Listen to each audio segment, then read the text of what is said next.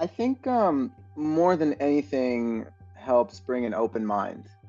I think living in multiple places and experiencing different cultures, I was able to broaden my horizons and really see a variety of different types of people, both on a personal setting as well as in a professional setting, and to be able to help them with not only specific frameworks, but a variety of mindsets that I've absorbed from my clients. I think my clients sometimes I feel like they teach me more than I teach them. So Have you ever wondered how living in 10 cities across 4 countries shapes a career coach's approach? Fear not. Today, we dive into the extraordinary journey of Aylam Hoffstein as he reveals the powerful lessons and unique insights that he's gained from his global experiences. You're not going to want to miss this captivating episode. hi, Mike. Nice to be It's here. great to meet you. So I understand that you're a leadership and career coach. So tell me a little bit about that. Well, I come from a background that combines working in tech and also coaching, and personal development has been an integral part of my upbringing and journey.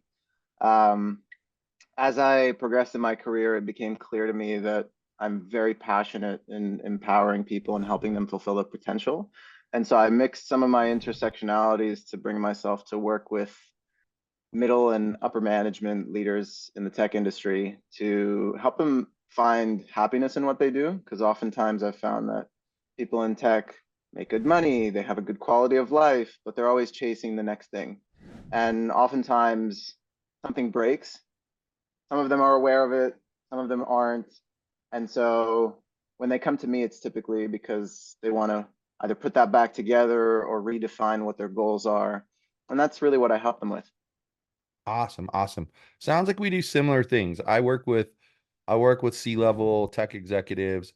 I have had one non-technical executive work with me, but they needed help on one of the things I work with the most, which is cutting their hours back.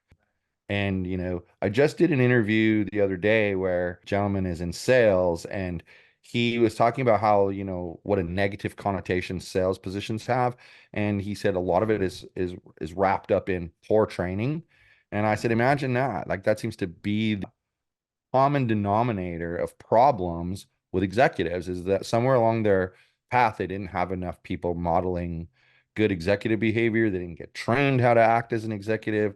And then suddenly they're thrust into this leadership position and they're told to figure it out. And I don't know, it's interesting. So you've lived in and worked in 10 cities across 4 countries, according to my That's true. research. So how did those diverse experiences influence your coaching style and approach? Well, I think it more than anything helps bring an open mind. There's a tendency in helping faculties, therapy, coaching, to put people in boxes, to help them grow through specific frameworks and really use our own heuristics to say, oh, that reminds me of that previous client. This is probably what they need. And I think living in multiple places and experiencing different cultures, I was able to broaden my horizons and really see a variety of different types of people, both on a personal setting as well as in a professional setting, and to be able to help them with not only specific frameworks, but a variety of mindsets that I've absorbed from my clients. I think my clients sometimes I feel like they teach me more than I teach them. So Yeah, I think there's something to be said for coaching people because people will say things and they don't even realize how impactful what they say is. And I'll be like, I have 2 clients that struggle with this issue. That probably would help them. Um, so so what inspired you to focus specifically on the tech industry with your practice? well, I'll tell you a bit of a story. When I, so I have a background in military service, and ever since I was a little kid, I knew that I wanted to help people in some way. And when I started to think what I want to do when I grow up, coming from a stereotypical German home, I'm going to be a doctor. Um, and I'll please my parents. And, a subset of that is I'm going to help people, and so I'll be a psychologist. And I did the military service, and I realized that a lot of my journey is being led by how can I optimize communication with people, and through that enhance productivity, collaboration, teamwork. And even when I was 18 years old in the Army, that was kind of like a leading factor for me. And so I did a series of personal development seminars during and shortly after the military. And then I started to work in sales in a company that sells personal development seminars back in Israel.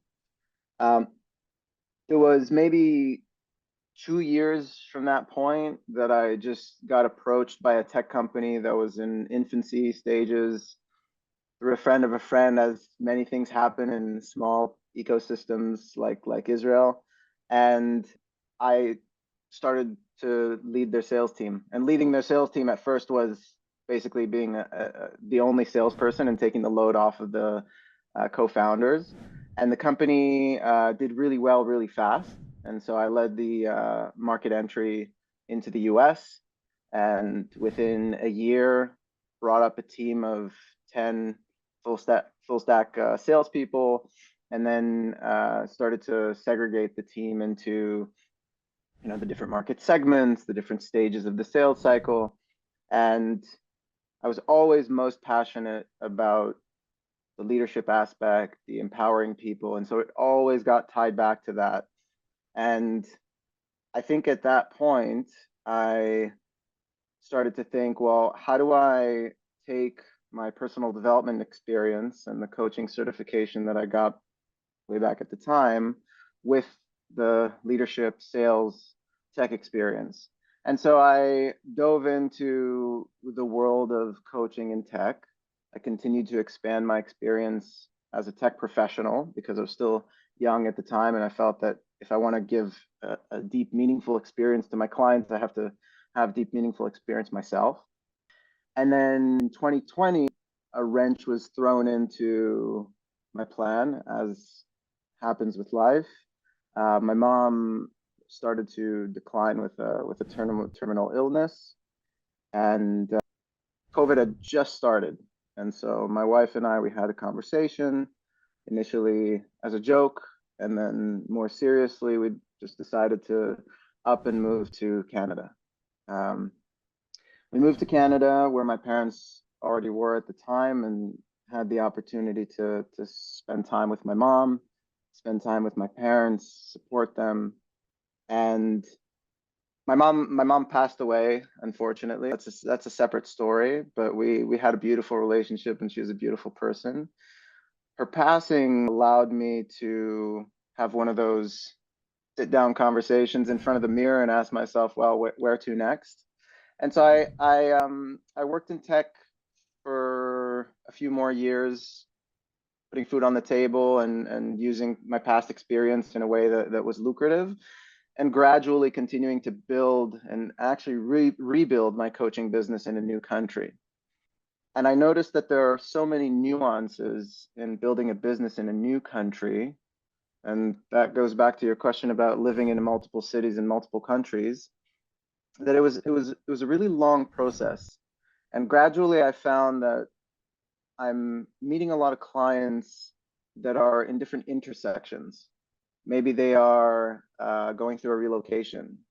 Maybe they are quitting a job and moving to another job. Maybe they're trying to get a promotion and they feel like they're stuck. And so my business, Kintsugi Tech Coaching, stemmed from that. And what happened was, when my wife and I got married, I'll show you in a second, we got a nice set of bowls, really, really beautiful, from this boutique gallery. And they broke in the delivery, which is obviously very disappointing. And I was about to throw them out. And at the time, my mom, I think it was a year before she passed, she said, don't throw them out. Let's do kintsugi with them. And then I said, well, what the heck's kintsugi? So kintsugi, I learned, is a form of art, where it's a Japanese form of art, where you take usually porcelain and ceramics that are broken and put them back together, typically with a gold type of glue material. And there's a philosophical, like with everything in Japan, there's a philosophical movement behind it that speaks to how putting things together that are broken makes them even more whole and even more beautiful. And I think it's a really beautiful analogy to who we are as human beings and how personal development works. And so I can show you, this is, if my screen will let me. The blur's getting you. Yeah. There you go. So this is the bowl. And this was my last kind of, my mom was an artist, and this was my last kind of collaborative project with my mom. And so it's a very near and dear thing to my heart. And it's actually the logo of my business. So Kintsugi Tech Coaching is really about taking people in certain stages in their lives and helping them see the beauty in the challenges that they're facing and overcoming them in a way that is more lighthearted and helping them create focus in their lives through that. So marrying success and happiness seems to be like the theme of your coaching philosophy. Can you give me an example of how you helped a client achieve the balance in that? Mm-hmm. So, using a recent example, I was working with a senior director in accounting, and he was facing a situation where he thought he might be on the verge of a promotion, but he felt rather insecure about, is he going to get it? Is he not going to get it? Is he ready for it? What is he going to be able to do? Where is he going to fall short? What is he going to do with the responsibilities? And I think more than anything, he had a stigma in his mind that when he becomes VP, he'll have to be a workhorse and do 60 hours a week, Mm. which is unfortunately true for many people. So what we did at first is we met for a few sessions to really understand where are the core issues. Where does he feel like he's not meeting expectations? Where does he feel like he's not bringing his whole self to the job and it doesn't really matter what people think because he feels confident with what he's delivering? And so we had a series of conversations about that, and it really came down to um, a few number of things. It was, the umbrella was self-confidence, and then there was this feeling of, I don't want to confront my employees because I'm afraid that they might leave or they might be dissatisfied, and it's really important for me that my employees like me and they enjoy working with me. And as a result, he was doing a lot of the work for them. And then on the flip side, it was, I really want to make sure that I'm doing the right things. And so from my boss at the C-suite level, I really need to make sure that he's happy with me and that he's aligned with my decisions. And when I was talking to his boss, he said he knows this stuff better than me at this point, but he still comes to me just to see me nod before he makes the decision. And so the first half of our process together, we worked on really that sense of center, to be confident in the decision-making process, to be confident and assertive in what he's bringing to the table, both to his employees and to upper management, and to also be able to simplify complex problems. We have a tendency when emotions are involved, like in this situation, to create a big mental hairball out of it. And so we work together on how do we simplify these problems so it's easier for you to identify, okay, here's the core issue, here's where I'm stuck. And if I can resolve that, it's going to be much easier for me to move forward. Luckily, this guy was super, super coachable. And so we did a few simple exercises and I sent him off with a few tips on, how to handle difficult conversations with employees that are struggling, how to take more initiative independently. And the beautiful thing about coaching and how practical it is, and I'm sure you know this, Mike, is once you try something and you see the results that you wanted, you can't argue with the facts anymore. And so that's what I try to bring my clients to very early on is, why don't you try this out? And if you come back and you say that was nonsense and it didn't really help at all, then okay, let's try some other things. But oftentimes, in just jumping in the deep end and trying something that they haven't tried before, they see a shift in their results, and that creates a really drastic change fast. the second half of the process, we started to talk about another aspect that was really important for him was how do I avoid being that 60-hour a week workhorse and kind of like feeling that that's the only way that I can justify being a VP. So we worked on how do you delegate work?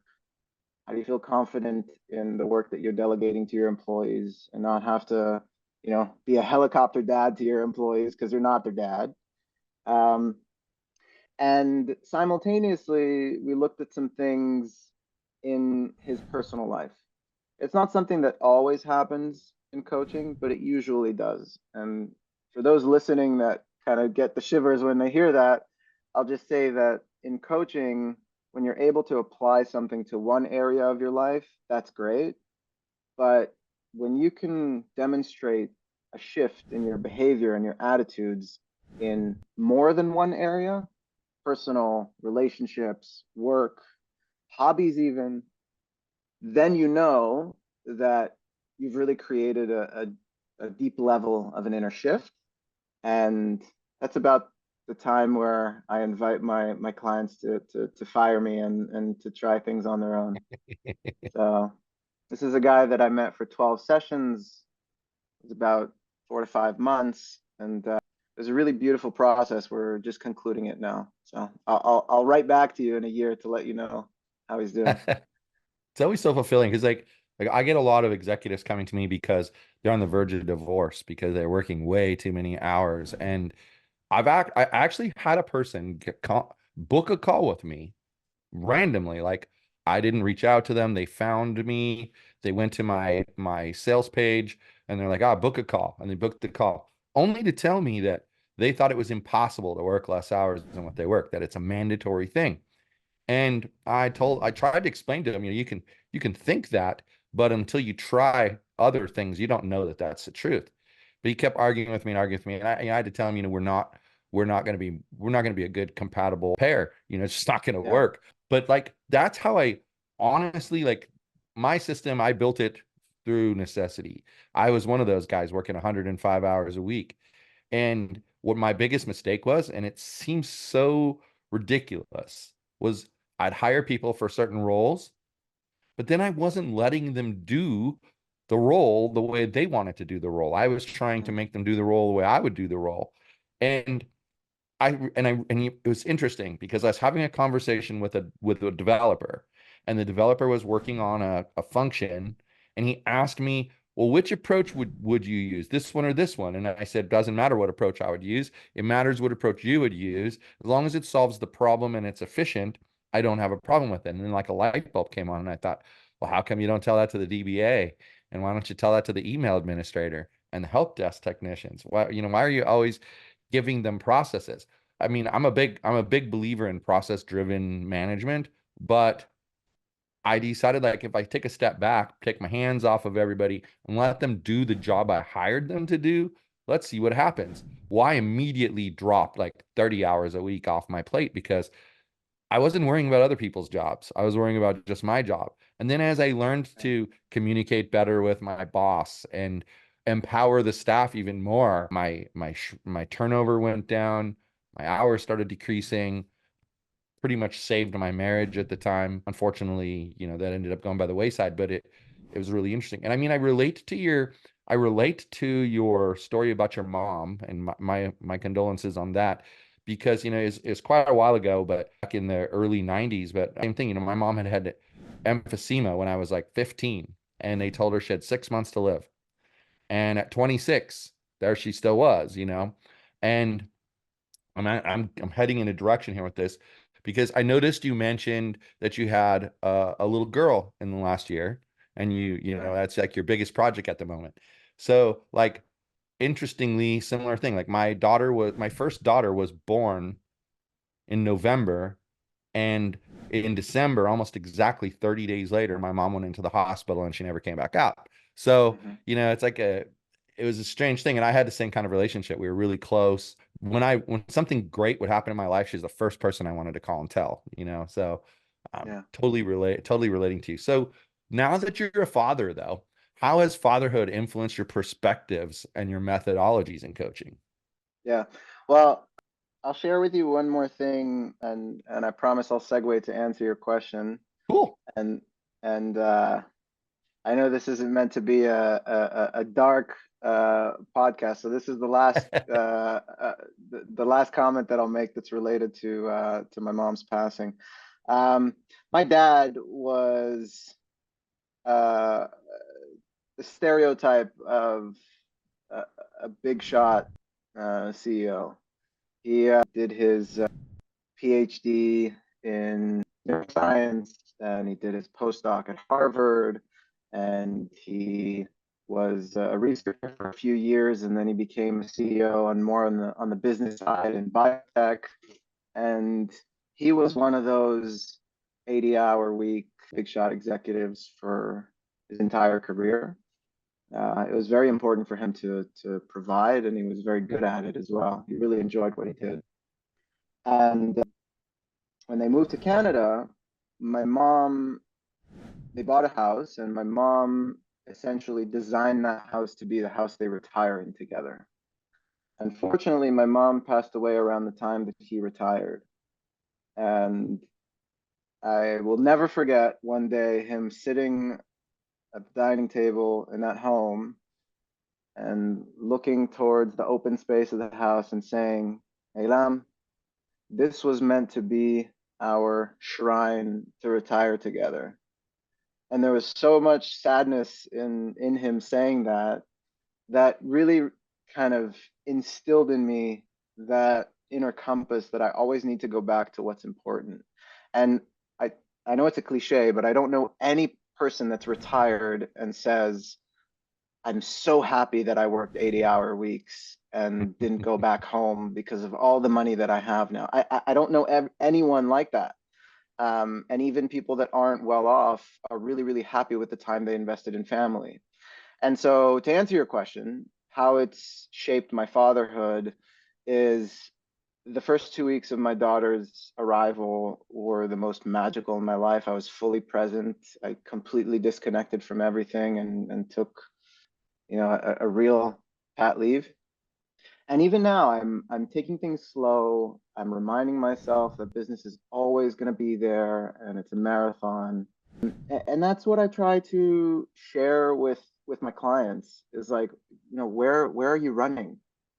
There's so much research now, like the 4-hour work week, that shows that the time and productivity equation is not linear. At a certain point, you're starting to kind of reverse that equation and become unproductive and burnt out, and people can't see it.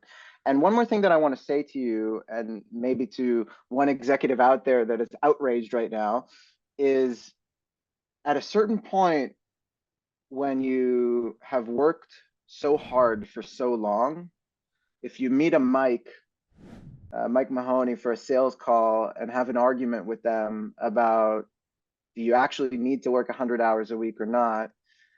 At the end of that conversation, being able to say, you know what, you're right, isn't just changing your mind about that one anecdote. It's really kind of just saying, you know what, I was wrong all these years. And actually, I should have invested in my family. I should have been present. I would have been as successful, even though. And so I think at a certain point, there's a confirmation bias that people just lean into it, and that's how careers are built, through this workaholic trait. And so I hope that people like you and myself are able to give a bit of a sliver into another option that doesn't at all mean that you'll be less successful and less fulfilled. Um, but in the end of the day, it really needs to come from the other person. It needs to come from them to come to the conversation. It needs to come from them to be open to listening. It needs to come from them to try something else. And then hopefully, if they see that result once or twice, that is as good, but gives them a little more of a calm on their face and a deepness of breath and an ability to see their child grow up from time to time between projects and deadlines, maybe that's what creates the shift. It's kind of interesting. I'm in a unique situation. I have 4 children, and they're kind of in 2 sets with the same person.